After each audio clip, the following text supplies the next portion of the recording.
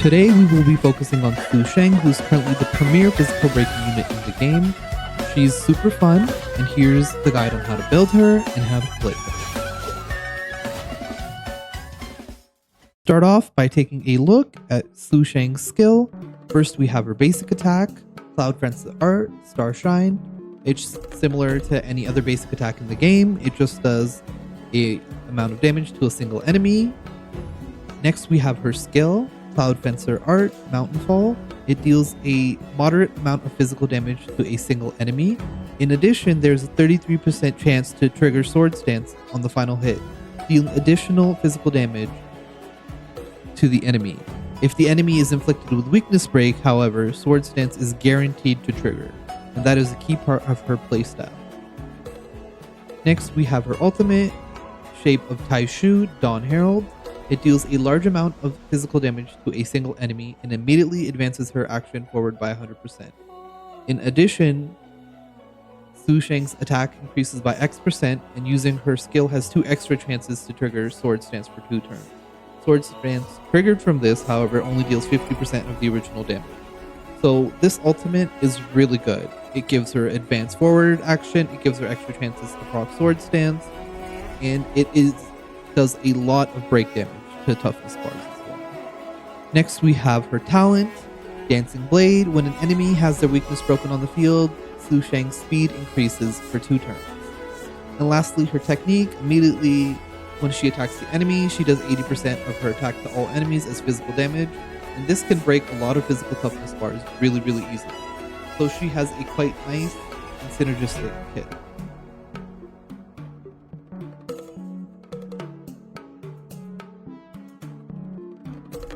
Sushang has some really strong major traces and one that's not so strong. So let's start off with the one that's not so strong. It is Guileless. When current HP percentage is 50% or lower, reduces the chance of being attacked by enemies. With the prevalence of tanks currently, this is just not an ability that you really need to invest into, especially if you're using your weekly boss material on it. I did it, I recommend you don't, because it really doesn't change anything for her. Next, we have her other major trace, Riposte, and this one is really good. For every Sword Stance triggered, the damage dealt by Sword Stance increases by 2%, and this one stacks up to 10 times. And in longer fights, this is going to stack up, and it's just a 20% damage bonus, and it's really strong. Next, we have Vanquisher. After using basic attack or skill, if there are enemies on the field with Weakness Break, Sushang's action is advanced forward by 15%. So this one is also really strong as well, because enemies will have their weakness broken quite often, especially adds and all that stuff. So the order to level these traces, I would put Riposte number 1, Vanquisher number 2, and Guileless as the last one. Sushang has a lot of attack floating in her minor traces. I wish it was physical bonus, but attack is not bad, and you can get quite a lot of it from the trees.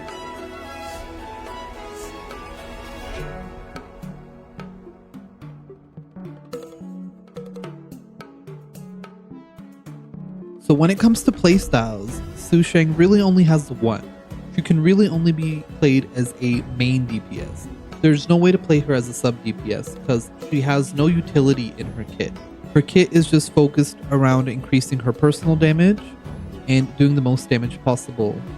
And her basic attack has no slow like Dan Heng's. She doesn't have any dots. So the only way to play her is as a main carry who is skill point hungry and is using their skill, and really she shines against enemies that have physical weakness. That's where you really want to use her. She can be used in other fights where you can easily break the toughness because she does a lot of damage once that toughness bar is gone, but her premier playstyle is as a physical breaker.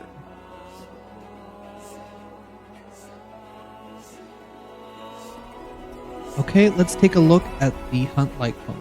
To start off, at 3 stars, we have Arrows, which is a simple at the start of battle. The wearer's crit rate increases by 12% for 3 turns at Superimposition 1 and 24% at Superimposition 5. This is not really a good light cone. It's only for 3 turns. If you don't have anything else, it can be okay, but I think the other 3 stars might be better. So let's look at Darting Arrow. When the wearer defeats an enemy, increases attack by 24% for 3 turns at Super Imposition 1. At Super Imposition 5, it's 48%. Also, another one that's just okay. And lastly, we had Adversarial. When the wearer defeats an enemy, increases speed by 10% for 2 turns. When the wearer defeats an enemy, increases speed by 18% for 2 turns at Super Imposition 5. None of these 3 stars are that good. If I had to choose between the 3, I would probably go for arrows, but I don't think any of them are that good. Even adversarial or arrows are fine. Darting arrow would probably be the one that I would least likely use. Next, we're going to move on to 4 stars. We're going to start off with the free 4-star River Flows in Spring. So after entering battle, increases the wearer's speed by 8% and damage by 12%. When the wearer takes damage, this effect will disappear. This effect will resume after the end of the wearer's next turn. And at max super imposition, it's 12% speed and 24% damage. It's pretty good, it's free, it's decent. You can get it to super imposition 5 really easily. But the major problem with this is that you get a much better free-to-play Lightcone that we'll be talking about just in a bit. Next, for 4 stars, we have a Gacha 4-star, Subscribe for More. Increases the damage of the wearer's basic attack and skill by 24%. This effect increases by an extra 24% when the wearer's current energy reaches its max level. And it's 48% at max super imposition, so this can actually be really good. The only problem is that we don't have a lot of units that want to stay capped on their ultimate right now for specific scenarios. Most of the time it's better just to use your ultimate whenever it's up, just so you can start generating energy for the next turn. After that, we have Only Silence Remains, the Danheng signature light cone.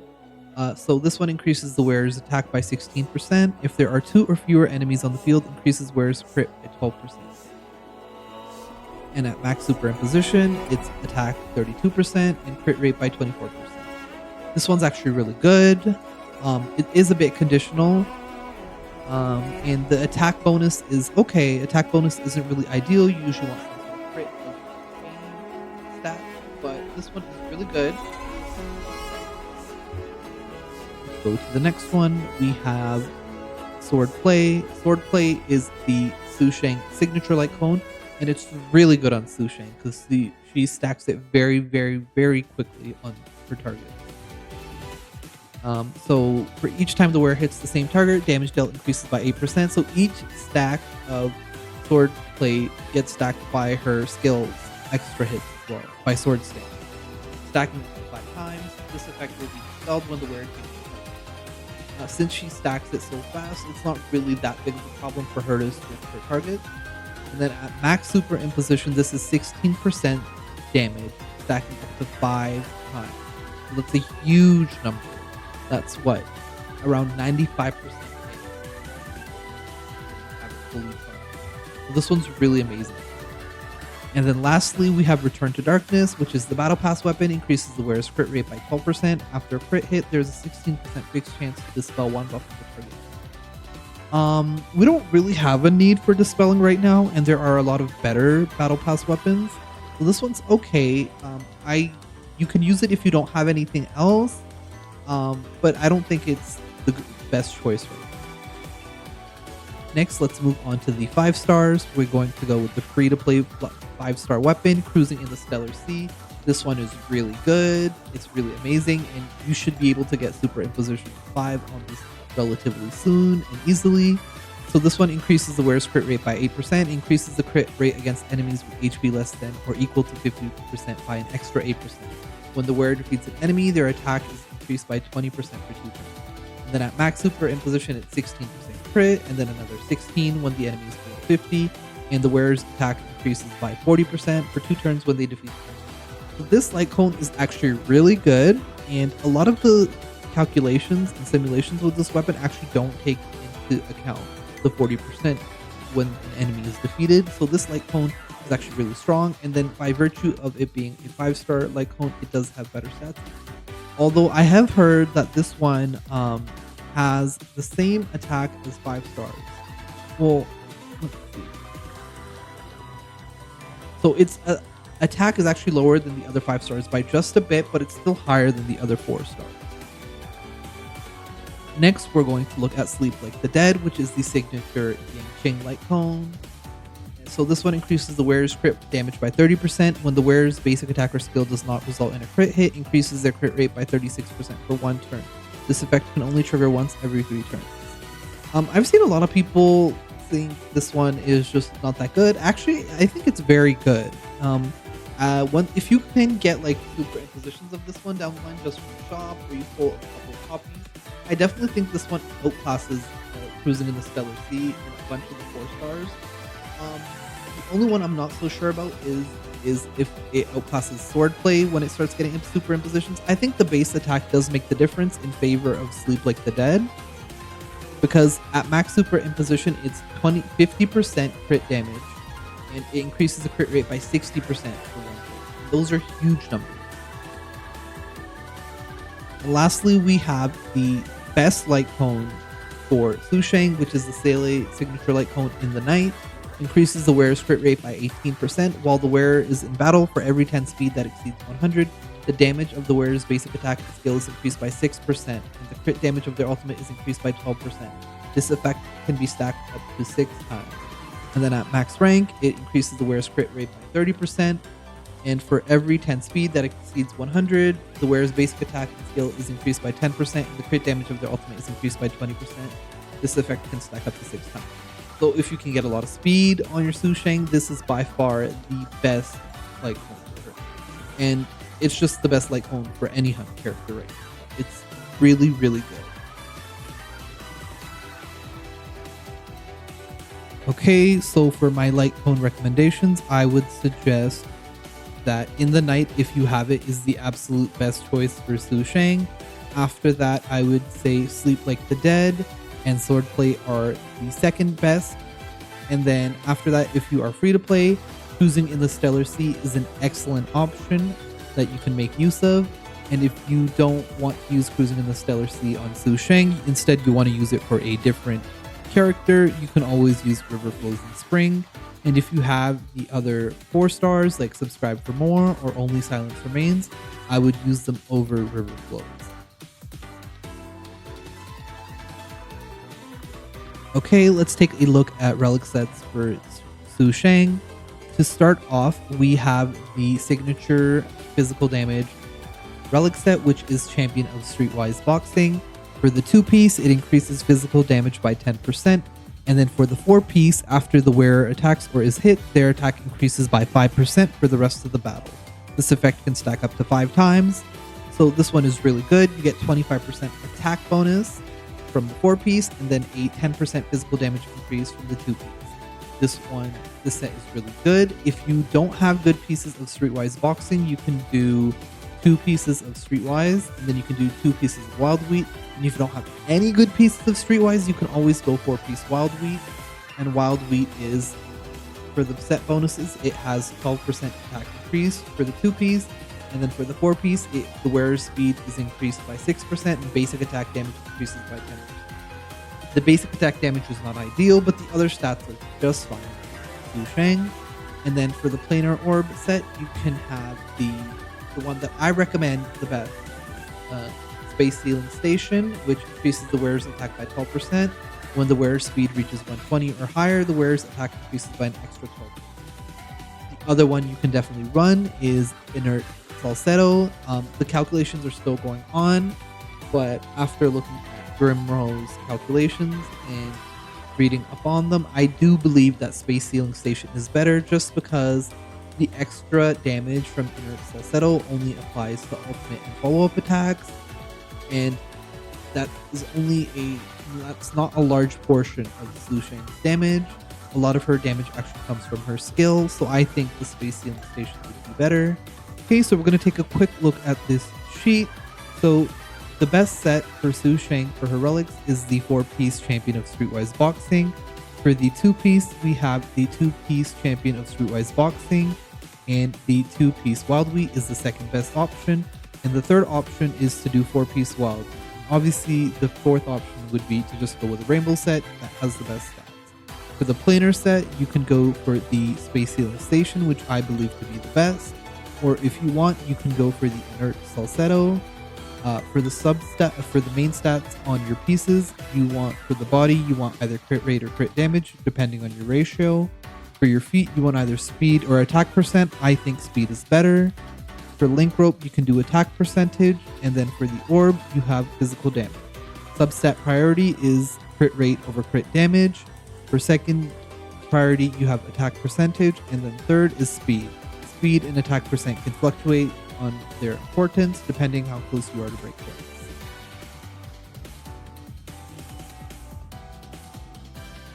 Sushang's first Eidolon is cut with ease. After using skill against a weakness broken enemy, regenerates 1 skill point. This is actually one of her best Eidolons, and it's right at E1. So right when you weakness break an enemy, you can spam your ability easily without using skill points. So this one is really helpful because she does consume a lot of skill points. So this does alleviate that and give some skill points that her supports and her healers and shielders can make use of. For her E2, we have Refine and Toil. After triggering Sword Stance, the damage taken by Sushang is reduced by 20% for 1 turn. This one doesn't really matter. You're not really looking for mitigation on her. It's a nice bonus. It doesn't really change anything. It doesn't give her any extra damage. Next, we have Rise from Fame, which is just a generic level up Eidolon. Next, we have Cleave with Heart. Sushang's break effect increases by 40%. This one is actually really big. Physical break effect is one of the best in the game because it does damage based on the enemy's max health percentage. So this one is really, really good, and physical is probably one of the best breaking types in the game currently. Next, we have Prevail via Taishu, which is another level up Eidolon. And lastly, we have her 6th Eidolon, which is Dwell Like Water. Talent speed boost is stackable and can stack up to 2 times. Additionally, after entering battle, Sushang immediately gains 1 stack of talent speed boost. This is another really, really good Eidolon for her. Her speed boost from her talent is really nice, and now it can stack up to twice, and you start off with it. So this is a really good Eidolon.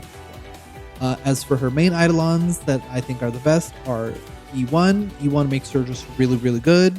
E4 is really nice, and E6 is insane as well. So those are the 3 that I think are the best.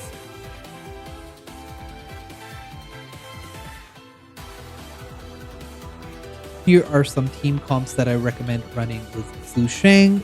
To start off, we have her free-to-play comp, which would consist of her as the main damage carry. Next, we would run a support with her. So a free-to-play support would be something like Asta. Then we would have a healer in Natasha, and we would have a shielder in either Trailblazer Fire, or we could run March.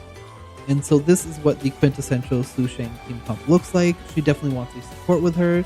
She is a bit of a greedy carry, and she wants to use skill points every single turn. So this is what her free-to-play comp would look like. Some simple additions and upgrades to this would be dropping Asta, putting in Ting Yoon in her spot. Then you could also drop March 7th, and you could put something in, like if you are in content that doesn't require a preservation unit and a healer, you could do something like Kayla. You could do something like Well. If you need a better tank, you always have Trailblazer Fire, and you can do something like Picard if you aren't running Ching Ching. So these are the type of comps that you want to run with Sushang. She can also probably run a double support comp, something like this with Bronia. You can also run something with Asta and Ting Yoon. She just wants some support to increase her damage since she is a greedy carry, and those are the type of team comps you can run her in. You can't really run her as a sub DPS just because, as I mentioned before, she doesn't really bring in utility, so there's no real reason to use her as a sub.